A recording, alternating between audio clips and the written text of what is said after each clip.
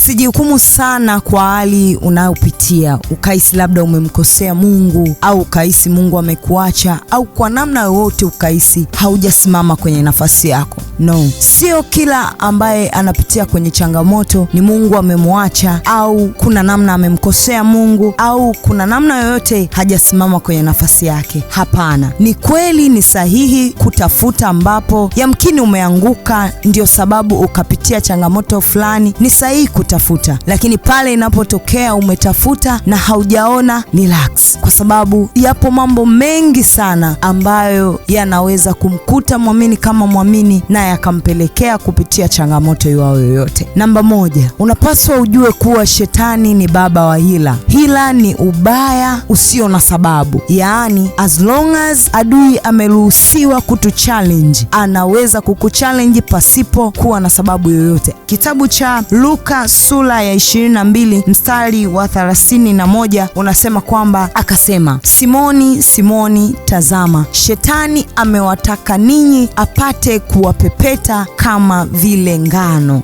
Yesu anamwambia Simoni kuwa shetani amepewa ruksa ya kutupepeta kama ngano, kutujaribu vile anavyoweza. Kwa hiyo kuna wakati unaweza ukawa unapitia hali ngumu au changamoto fulani, usihangaike kutafuta wapi umemkosea Mungu. Kuna wakati ni hila za adui kukujaribu na kukupepeta. Tunasoma katika kitabu cha Ayubu, wakati Ayubu anapitia hali ngumu, changamoto, tunaona kwamba hakumkosa Mungu, ila ni namna ambao adui alitafuta ili apate kumpepeta, na Mungu alimpa nafasi hiyo ampepete kama ngano ili kuiona imani yake. Katika kitabu cha Ayubu sura ya 2 mstari wa 3 unasema, Bwana akamuuliza shetani, je, umemwangalia huyo mtumishi wangu Ayubu? Kwa kuwa hapana mmoja aliye kama yeye duniani, mtu mkamilifu na mwelekevu, mwenye kumcha Mungu na kuepukana na uovu, naye hata sasa anashikamana na utimilifu wake, ujapokuwa ulinichochea juu yake ili nimwangamize pasipokuwa na sababu. Hii inatufundisha kwamba kuna wakati adui anatuchochea kwa Mungu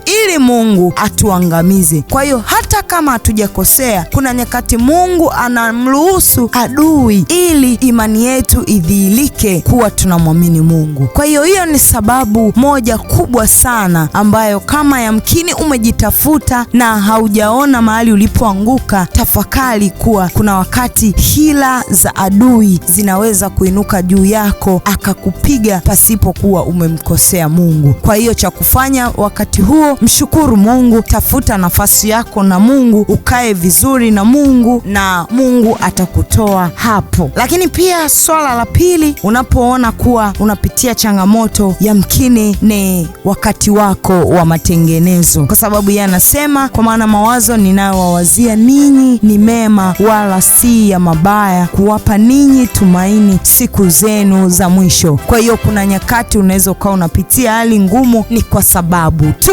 Mungu anataka ukawe mtu bora zaidi uko mbele. Hali hii inategemeana sana na ukuaji wako wa kiroho, yaani kuvuka changamoto inayopitia kutokana na matengenezo inategemeana sana na ukuaji wako wa kiroho. Lakini pia swala la tatu, kuna hali tunazipitia kwa ajili ya Mungu ajitukuze. Katika kitabu cha Yohana tunaona katika sura ya 9 Yesu anaulizwa kuwa yule kipofu ni nani aliyekosea, ni wazazi wake au ni yeye mwenyewe? Lakini Yesu anawajibu katika kitabu cha Yohana sura ya 9 mstari wa 3.